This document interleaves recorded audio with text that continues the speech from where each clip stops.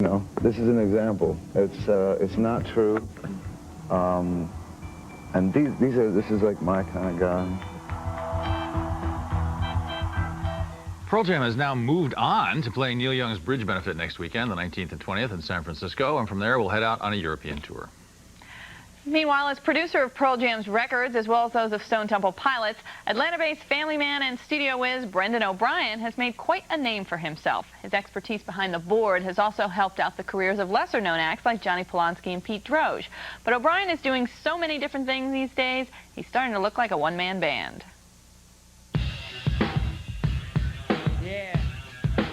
He just might be one of the busiest men in music.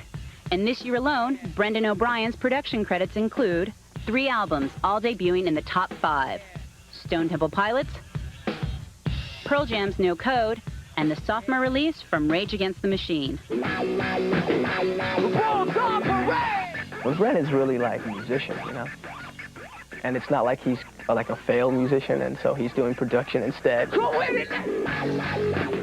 There were some times where I'd play a take and go back and listen to it and go, it's a pretty good take, but that's really out of tune. And he'd be like, dude, that's rocking. You know, just keep it. I don't know if I said, dude, that's rocking, but I probably said something like that.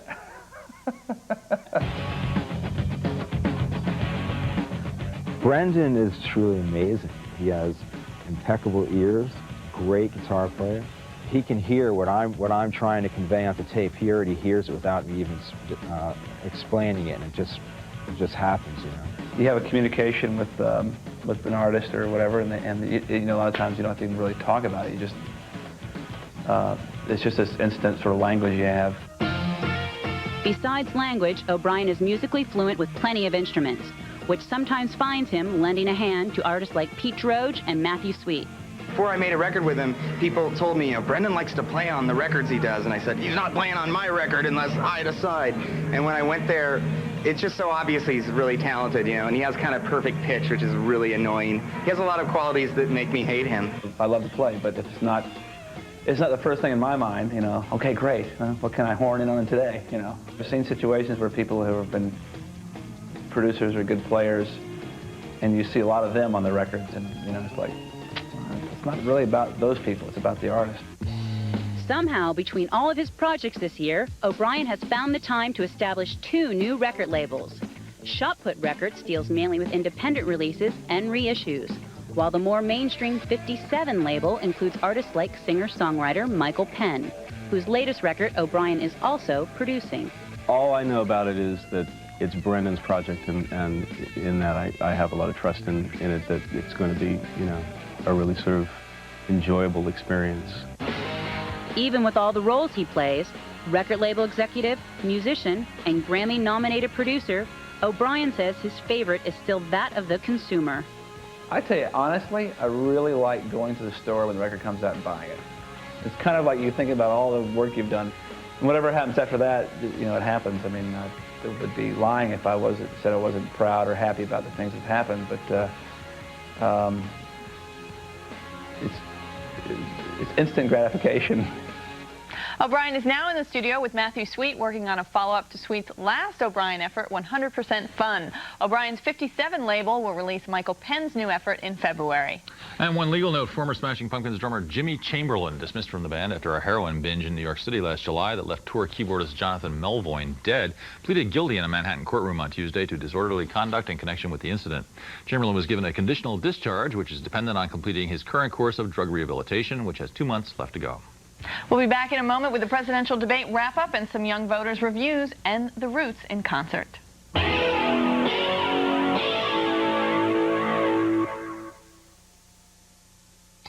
A or B? A or B? A or B? Can't decide? Then satisfy both sides of your brain during MTV's Something Old, Something New weekend. Saturday, all your spandex cravings are fulfilled by It Came from the 80s 1 and 2.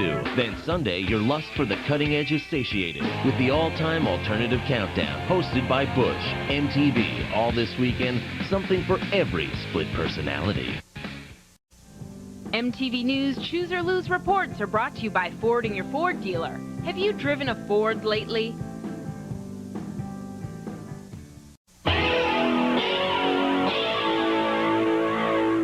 Welcome back to the Week in Rock. It was a far cry from the Lincoln-Douglas debates in the 1800s when the candidates had more than an hour to respond to one another and where the idea of lengthy rehearsals and professional coaching were unheard of. For the first presidential debate between President Clinton and Bob Dole last Sunday, both candidates spent weeks prepping. Bob Dole practiced smiling and Clinton tried to lose weight for the extended TV appearance.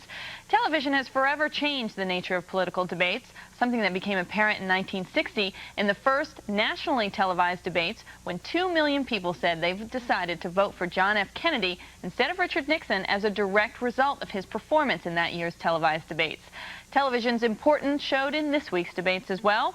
The candidates traded barbs, forever mindful that their real audience wasn't the 2,800 spectators sitting in Hartford's Bushnell Theater, but the estimated 100 million sitting at home in front of their television sets.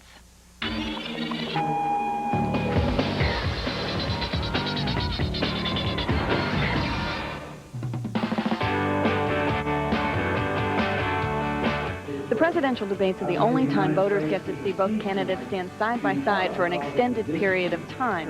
But because the debate format only allows candidates a 90-second answer, 60-second rebuttal, rarely is real policy news made. Instead, what defines the evenings for the voter, with the help of the media, are terrific television moments, but not meaningful political discourse. The president said in his opening statement, we are better off today than we were 4 years ago. Do you agree? Well, he's better off than he was 4 years ago. Do you still think that's a good idea, the 15% across the board tax cut? Oh, yes, and you'll be eligible.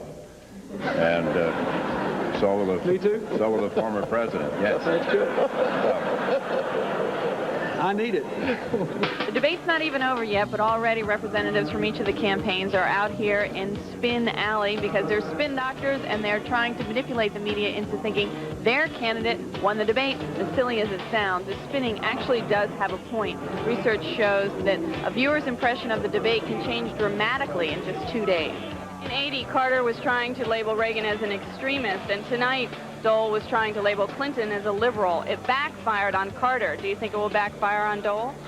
Clinton's problem is that it's Clinton's record that labels him as a liberal. Every time a Republican gets in trouble, they pull out the liberal label. And this is part of that liberal establishment, one of those liberal things that you just can't do. This is a very liberal administration. I wouldn't want to be a liberal either, Mr. President, but you're stuck with it because that's your record. And you know, this liberal charge, that's what their party always drags out when they get in a tight race.